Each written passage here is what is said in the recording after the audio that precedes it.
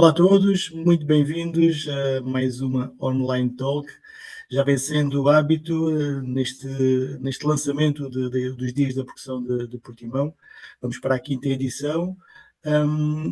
Este ano com uma programação, como todos os outros, diga-se de passagem, muito variada, muito heterogénea, que traz desfiles, traz música contemporânea, traz música tradicional portuguesa, mas sempre aqui com a percussão como linha e como foco. Este ano aqui com uma participação especial, né? Temos aqui o European Arts, agora esqueci-me do nome, a Daniela European depois Festival já... Association. European Festival, e eu estou aqui pronto, na qualidade de diretor artístico, aqui em parceria com a Partner in Crime Daniela Tomaz, desde 2013. É verdade que este festival é a quinta edição dos Dias da Percussão, mas nós iniciámos em 2012, eu sozinho, depois a partir de 2013 com a Daniela. Portanto, vamos aqui já com bem mais de 10 anos de percussão em Portimão e cá estamos para durar, assim esperamos. Passa lá a Daniela e pronto, sigam a nossa programação e lá estará toda a informação necessária. Yeah. Obrigada, Vasco. Então vou passar aqui para inglês também para as nossas colegas que estão aqui hoje, para estarmos nesta língua comum. Good evening, everyone. Now in English, thank you everyone for coming to this special talk on DPP 2026, Dias da Percussão Portimão, Percussion Portimão Days. And it's a pleasure to just have you all, this extraordinary panel here with us tonight.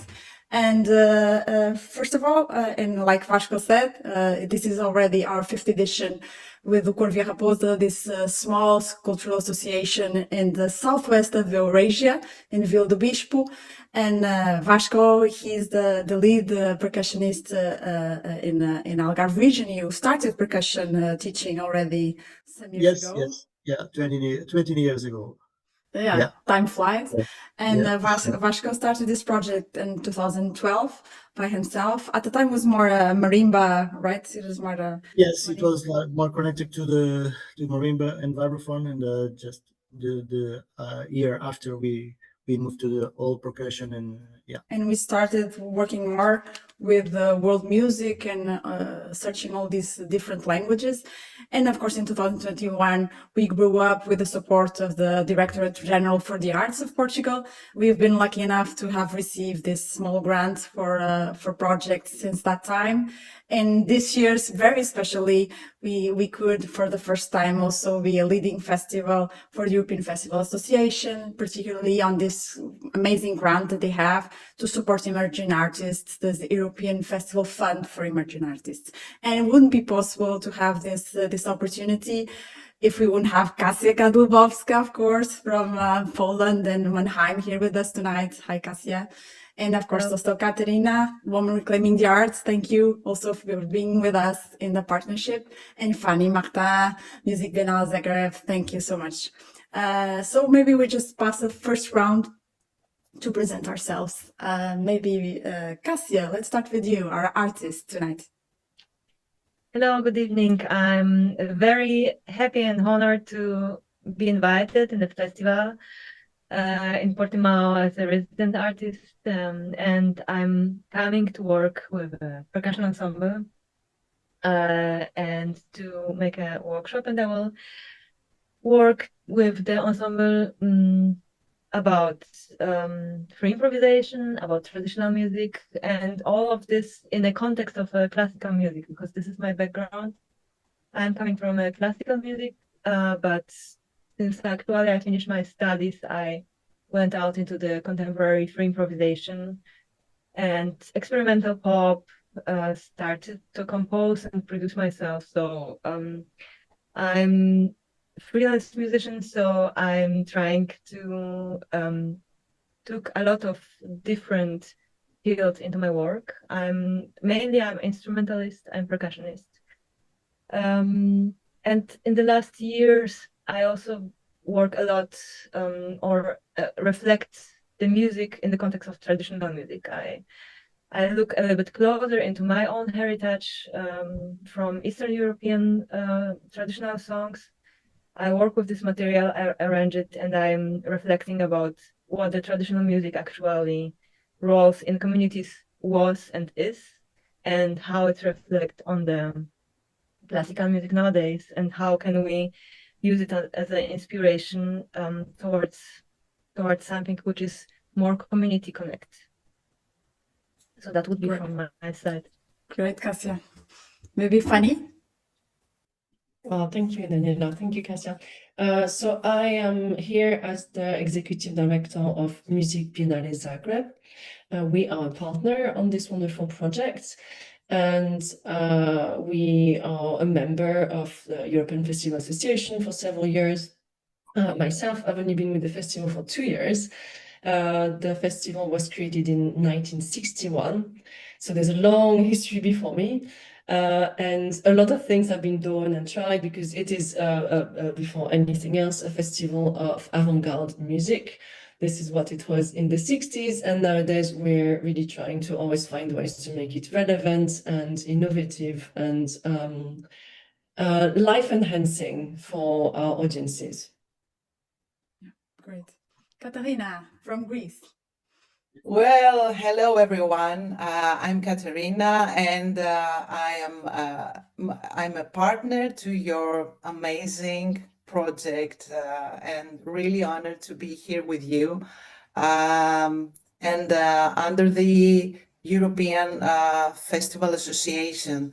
Well, you maybe find my story familiar, as I think that more and more people decide to give up on competitive money-orientated careers and turn to professions that offer them greater job satisfaction. So I started working in the banking sector from a young age. It's a job that was handed down to me, so to say, from my father. But after almost 20 years of service, I felt I needed to take a big turn in my life. I resigned and founded an arts collective. I have been organizing arts events, festivals, concerts, and arts education programs ever since. And then, let's say in the middle, I co-founded a non-profit company, Klug, which is the partner actually, and that specializes in arts production and in educational programs for children and teenagers. Women Reclaiming the Arts, our festival, which aims to support and empower women in arts and culture, mainly. The festival emerged from our aspiration and our need to reach out to other women, be they artists, aspiring artists, or arts industry people. So this year, the festival will also take place in October, and with a little bit of luck, a pop-up version of it will also be presented in Thessaloniki, the second largest city in Greece. We keep it in small scale, and we try to offer inspiration to the local community, which it will try to include in its activities. It's actually, in short, a channel of artistic and cultural dialogue between the hosted artists and the community will be a primary objective. Thank you. That sounds great. I hope one day to go to Thessaloniki and be able to enjoy your festival. So the issue at hand, female empowerment in the art sector. This subject is also our partner festival, Women Reclaiming the Arts, like we just heard. Of course, it's the name says it all. But maybe we just pass another round, or just and maybe Vasco, we start first. How this do we address at some point or not? Maybe gender balance in our programming. How do we feel in a more wider spec about these questions related to inclusion and access that are very relevant nowadays, also in the European scene, and of course with our EFFEA emerging artists today, Kasia, also to speak about her own experience. Vasco, how do you feel? Oh, yes. Yeah. It's for me, as I am a musician, but I'm also a percussion teacher. So I teach for more than 20 years. And yeah, it's interesting because I could say that already had more than 200, 300 students, and most of them are boys, not girls. So it's still, I mean, the percussion still a very, I mean, connected to the men. I don't know why, even because in percussion, for example, in marimba, our god of the marimba, it's Keiko Abe, so it's a woman, so she just make the marimba uh, known all over the world. So, but yeah, for example, in my class in Evora, I have 8 students. And just 9 students, and just I have one girl in the. So I don't know why, but you are here. Like, we have this for women in the here, so you in can, the room. yeah. You can talk more about your Yeah. experience and your what you think about this. For me, I still don't figure it out. Yeah, and Right. also to just complement what Vasco was saying, because this also came up like a question programming the festival these years, that sometimes you just look at the artist programmed and it's like 100% male based. And this is something that at least I would say personal for me, being a woman, started to be an issue. I remember with another platform, this Encontros Med in Ideia Nova, that's how actually I met Kasia's work through Mannheim UNESCO Creative City of Music, Matthias, and thank you, Matthias, for curating Kasia. And at the time was this idea of trying to find female frame drummers. Of course, we know that from Iran, there's this amazing, Kasia, for sure, you know more about this than me, this huge tradition. We had Mariam Hatef, a frame drummer in Encontros Med like 2 years ago. And of course she, and there still is a lot of complicated issues around women being presented, for example, from those countries. Of course, here in Portugal, we can say there's overall, at least until now, let's see for the elections Sunday how they go, we're still a democratic country, and women, at least in writing, they have the same voice. It's just that sometimes we looked at the programming and it was really unbalanced. At the end, we thought that Kasia would be more interesting to be here with us in the Percussão Portimão, and I'm very glad because this opened this new opportunity. But still is this challenge. If we want to go, we have several proposals that come to us. If they come from contemporary percussion groups, they're all male artists. They're all male percussionists. No, Vasco? Yes, yeah. And it's actually today I'm also going to Porta Jazz. They are our partner, and they're doing a jazz festival here in Porto. They're also very much connected with percussion, but more with jazz language in general. And there is a female project that presents itself tomorrow. And I'll be there. I'm quite curious, but it shouldn't be like this. No, shouldn't be an exception. Should be balanced overall. We shouldn't have to like, oh, let's think about it. But well, that's a little bit our experience. I don't know if Fanny, how do you feel overall with this, for example? That was a major question for me when I arrived at Music Biennale Zagreb. In particular, because I am not from that region of Europe. I'm from France, and I spent the past 20 years in the UK and in Canada. And of course, the relationship with questions of perhaps equity or social questions in general are different everywhere we go. It's influenced by many, many factors. And so my first goal was, first of all, to observe and understand what is different and what can change, because something needs to change everywhere. I think that's what we are saying now. I started really, 20 years ago. I was thinking about this when we prepared for this discussion 20 years ago. I was preparing the edition of my first festival as a producer, and that was the Manchester Jazz Festival. And we really talked about this a lot, but the difference is perhaps that, yeah, Manchester Jazz Festival was one of the first festivals in the UK to join Key Change, which is an initiative for gender equity in live music. And so these principles were already very much at work when I was there myself. And this idea of, you know, paying attention to choices. So in programming, in you know, how things are created in general, what can you change at the level of you know, the choices you make right from the start, for example, because you can't really correct a program that is already 99% male. Let's say you can't just inject a few women here and there. Like, it's more about the initial big choices that you make.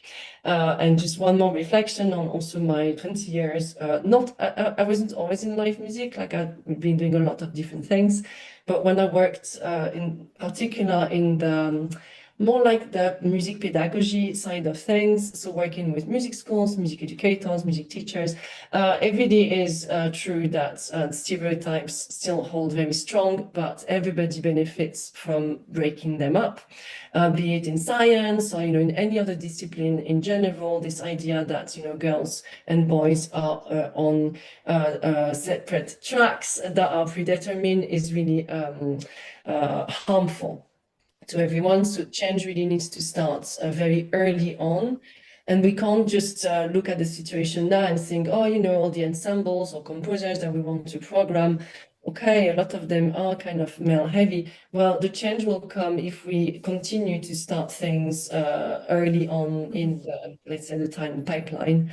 We need to keep hold of it, as well as the stage representation. So yeah, there's a big work of advocacy, but I think we need to unite as well with any other sector in society that needs to break up these stereotypes.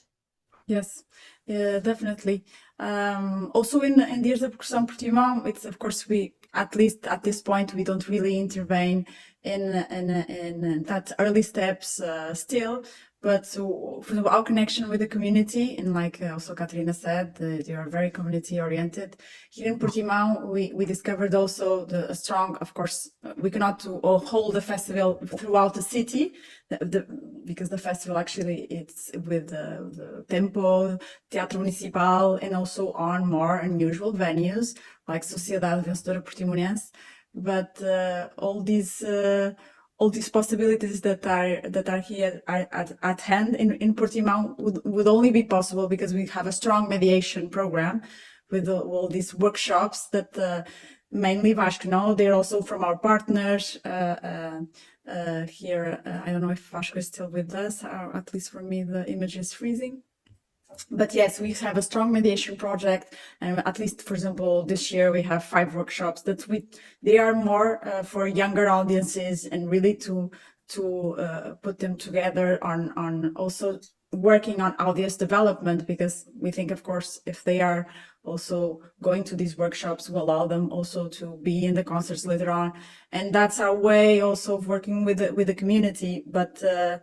But yes, still this in terms of inclusion and gender balance is still sometimes difficult for us to address. But of course, even being at this later stage of things, like Fanny said, no, we're not maybe at this starting point. We need to work it as a country, has a bigger, wider community. But at least on programming, we can have a say, and maybe yes, if we and being more attentive also towards it. And yes, definitely. Katerina, and why did you start this maybe this project, Women Reclaiming the Arts? Is, you know, it's really a very outstanding name connected with the issue at hand. Did you felt that there in Saloniki you would need to address it specifically on a platform? How did it happen? Well, to tell you the truth, I was thinking all this time that you guys talking that what happens to us is exactly the opposite. I mean, when we launch an open call, for example, most of the applications are from women. And as I watch not everything, but a lot of things happening in the city, they are mostly made by women. So I'm thinking that maybe it's geographical, the theme. I mean, Vasco was wondering why is this happening in his team, and similar teams that are here in Thessaloniki are equal. I mean, 50-50 or more women. Women are everywhere. So our thoughts was to begin some let's say actions for empower women in arts and culture, but this turned to be more stronger. It came to be stronger. I mean, more voices came near us and asking for space. So this is why we turned this into a festival, because it's such a wide range and so many women trying to express their art and their free voice. So this is what actually we do. We just let them speak. I just wanted to add about the inclusion and access challenges and the balance that you mentioned. In our opinion, women not only need, but are rather entitled to empowerment practices, or you can call it affirmative action if you wish. I just wanted to mention too, I mean, there are so many things to pay attention, but the pay gap, for example, is an existent problem in Europe, and it also applies to arts professions. And recently, there was a Eurostat saying that in Europe, women earn 12% less than men, whereas in Greece, the percentage is higher, it's 13.4. Another thing is the motherhood penalty. It's a significant problem which refers to the disadvantage in employment, payment, and career opportunities, of course, that working mother face. And as you know, a lot of artistic work is done at home, so it is often nearly impossible for a mother of young kids to be able to claim even a minimum of alone time. We were discussing with our team, and this is why we find Virginia Woolf's essay, A Room of One's Own, relevant, if I may say, to the present day, because women are entitled to a space of their own, where they can be alone for their thoughts, unleash their creative imagination, and of course, find their inspiration. I mean, this is a significant thing for us, and this is what it's inspired us in most. Okay. Just a small question before passing to Kasia. So when you do your open call, it's an open call that it's open to all genders in that sense for your festival? Not in Women Reclaiming the Arts, but the other festivals we were ahead of, which was art festival in one, and most of the applications were from women. Yes. But in Women Reclaiming the Arts, is woman-based or? Yes, it is women-based, but we do not exclude anyone. Okay. It is women-based, but if someone else wants to add something, there is, of course, space for everyone. Okay, great. Kasia, tell us a little bit about your experience to the subject. Oh, yes, subject is very wide and very, let's say, site-specific. I think each of us depends on where we are and where we are coming from, gets a different perspectives. So I'm from Poland and I'm living since 20 years in Germany now.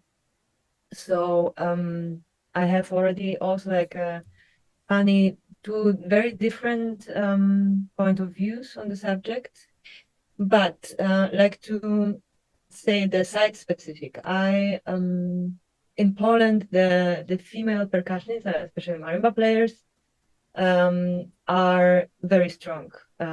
So because of Kasia is another player. And I was studying with a female professor, which is also Polish. It happened to be Polish, but teaching in Germany. And in our percussion class, it was at least 50-50 also. So what can I say? This is like one example that the role models are extremely important. So this is like the first thing that I would love to speak about, like how we put the role models, how we empower the woman to take responsibility, to take like some kind of jobs like in the festivals or programming or teaching, but also on stage, of course. This is like another subject. Why we have also almost singer ladies on stage and instrumentalists are always underrepresented. I mean, there's many things we know why it is like this from the system, from the history, and we are on the way to change it. And even if I see myself as a very privileged, middle European white woman with access to all education and all possibilities, I see the problem in this, that we don't have this this obvious fight sometimes, and the difference is getting really much more fine and diverse, and we really need to find. I see that the palette is big, because I have a student of mine. I'm teaching on other festivals, so they are coming and they complaining. And it's also like the students, the female students stay in their own circle, okay? They come to me, which is great, so I can go to the festival director and talk and think about it, like how to change it. And but what I understand, what I see from the practice, it's we miss an education, wide education program for everybody to understand. For me, it's sometimes really difficult to understand where the problem is. For me, sometimes I oversee that something is maybe out of balance, or my colleagues overseas. It's like for the both sides. For teachers, especially for teachers or the people in the position of power, like the people who programming, the people who giving the spaces, who I think it's it's a lot of work, like a lot of responsibility in these positions. And of course, many people are aware of this, but I think we need much more understanding and much more tools to talk about it. Mhm. This is what I miss personally. I found myself in Vomex I think in Portugal, where I joined the female gathering, where exactly everybody was invited, but the subject was female artist on stage and behind the stage, of course. And I found it very helpful. I found it very helpful that my father, who is my manager also, he was there, and like different generations, he had this opportunity to hear so many things he never thought about. So this is very important to have some thoughts about to educational programs. How can we really talk about it, and how can we understand more? Everybody needs to understand more about it. Exactly why it's unequal, and how can we change it? And giving, as you now doing it on your festival, giving me personally an opportunity. Of course, it empowers so much because I can do the work, I can, you know, go out of my comfort zone.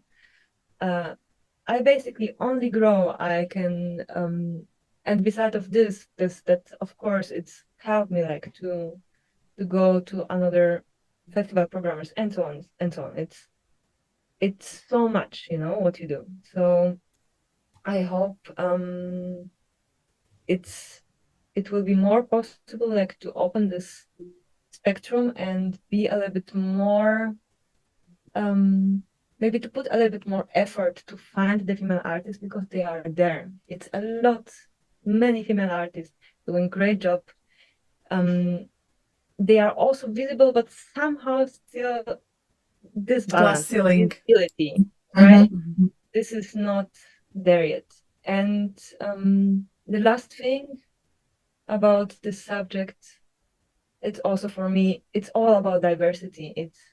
It's more about, if we have a dialogue on the table, it's more about to give the voice to everybody and not only to the people who are confident and able to speak loud, okay? And it can be men, women, and everybody from all the spectrum. So I think in the end, I'm really sometimes, and I don't want to hear, to sound angry, but I'm sometimes tired of this dual dialogue, you know, conversation. And sometimes we need to see a little bit more further, like in the future, that when we don't have this subject of male and female, we talk about, okay, how can we give the equal voice to everybody, equal time, because also the people who are just listening and not feeling like to share their thoughts, they often have a lot of very important things to share, to do, to contribute, or to, you know, some insights. So that would be my, I don't know, like vision or hope. No, amazing insight. No, yes, definitely. For what I feel also that you just mentioned now, very important. Programming platforms have to really advocate for this. And I didn't know that WOMEX had this also gathering talk, that workshop that you mentioned. I think it's important. I hope one day we don't really need to address it at such a specific level and move on. But at least from my perspective, I feel that giving it light, it's one way to provide this possibility. And also what you mentioned about role models, I think it's very important. If you feel represented when you see in stage or in an online talk and all these possibilities, of course you feel empowered, and role models definitely are very important. And I don't know if this strategy, what can we do? I don't know if anybody wants to add another possibility. It's not so much a possibility, it's more of a kind of warning in what Kasia is saying, to not start telling before doing. Whenever there is, you know, a desire for change, it's better to really understand first what will be the barriers to implementing these changes, or, you know, to really plan and to do some trials. It can be having a policy for, let's say, equity-based programming. I would say it's more important to do it first rather than publishing a pledge that says we will do it, and then this can't. There is a bit of a backlash currently about diversity programs, diversity schemes. It's more on the other side, the Atlantic perhaps, but I was in Canada for the past quite a few years, and you see some differences happening, especially in the States. And there's this idea of, you know, I'm not saying at all that the diversity programs that are cut were shallow or empty, but some of them probably definitely have been. We saw that a lot during COVID as well, like doing empty manifestos towards Black Lives Matter, etc., but, you know, without the action behind. And so the actions need to be actually realizable, measurable. It's about understanding the baseline as well, like where are we right now in this question of equitable, let's say, programming, if that's what it is, and then understanding, where have been some successes, where have been some, maybe slower kind of pace of change. So I'm all just for advocating but not shouting about something that hasn't happened yet. I think that can be dangerous because then we get confused between what is and what looks good in a report. Yes, and just to add also a little bit, of course, there's the Percussão. It belongs also to a national fund, and with the rules of an application, and more particularly on this one. Some years ago, we had at least one call. I remember Vasco was like intercultural dialogue, and for example, you have to include Afro-descendant artists. They were, and of course, they immediately dropped it because it was also not maybe the right way to address the subject. And instead, it's like you say, no, instead of just showing it, we should do it. And of course, there are, in applications, it starts to be also something that's very well stated, and it can be tricky, like you say, no? If we just follow up a rule on an application and we don't really have that inner drive onto it, can be really not with the results that are more structured in a way as to change the society, right? I don't know, Katerina, also if also I think Kasia also mentioned a little bit these possibilities, but do you feel that, for example, any other possibility? You already work a lot with gender balance, but do you feel that it would be possible another strategy? Maybe, yeah. Well, maybe a good practice would be to allow not only women but everyone to express their creative voice. Speaking of arts, of course, okay, and. I think that through the festival or through various of events, we should raise awareness to issues that are currently discussing with the help of public talks like this one, or by presenting art which reflects on and discusses women experiences and challenges, socially prescribed identities and roles. Of course, some other, it might be helpful if we plan some talks and workshops with the aim of helping people or women, people, let's say, to restart careers or offer some useful advice. I mean, lately I came to an aunt of mine needed help with social media. I mean, she couldn't get through what was popping up. So every age is applicable and has to offer and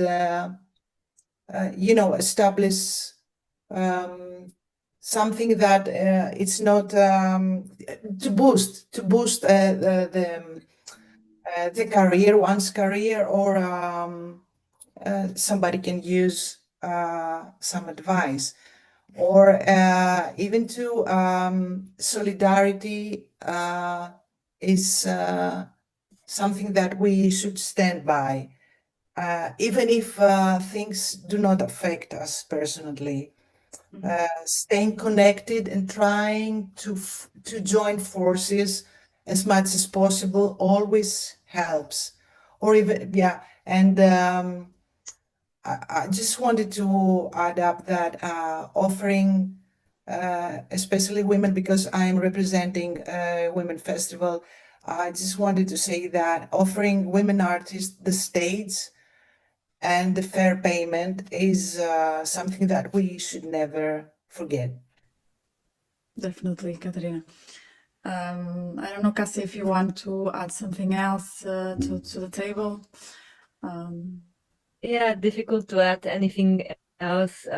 I think many things are said, and I'm thinking like, what is the what can we do? There's so much to do, you know. Yes, it's a hard topic. It's a hard topic. Yes, it's a very wide topic, and I think I will just like for me that it's the utopic idea. Okay, how does it look if we don't talk about it anymore? How do we look when we get on this stage, and let it be in please 10 years? Yes. Like how the politics works, because it's like, as we said, as we all know, it's much wider. And I do believe that maybe it's important that we are aware that cultural section, music, or culture in general is still with all the colors, but we still have like a community of people that really are close to the subject, to some values, and are sensitive and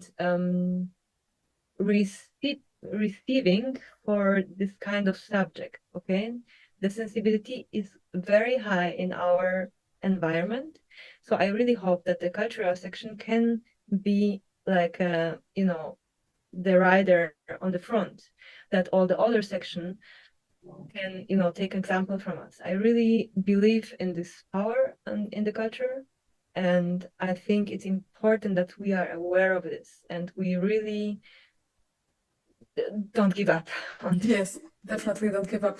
It's just a small comment, even previously to Katerina. Of course, solidarity is very important, how you mentioned, and just a small also. It's maybe impossible not to mention today that, for example, here in Portugal, we're being completely being devastated by climate change and all these difficult phenomena. And it's like, and sometimes it's how can you address, because addressing these issues at hand that we have tonight, of course, it belongs, like Kasia says, I hope in 10 years we don't really have to speak about it. It's just will happen naturally. But it feels like we keep getting pushed down to a lower base of our pyramid, or we just want, like, you know, water and electricity. And it's like, and feels like sometimes, unfortunately, you are, you know, trying to build a healthier society, a democratic society where we all have voices, and then suddenly we're just struggling to have a roof over our heads.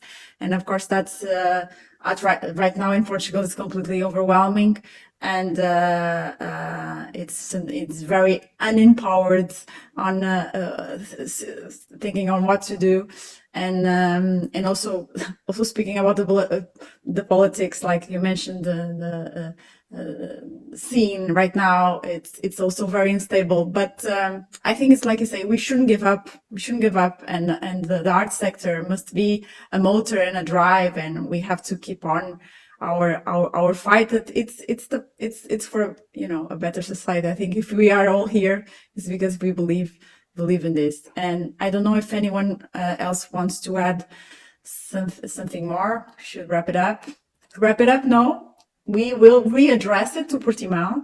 Please be invited for the 14th February. We will all be here.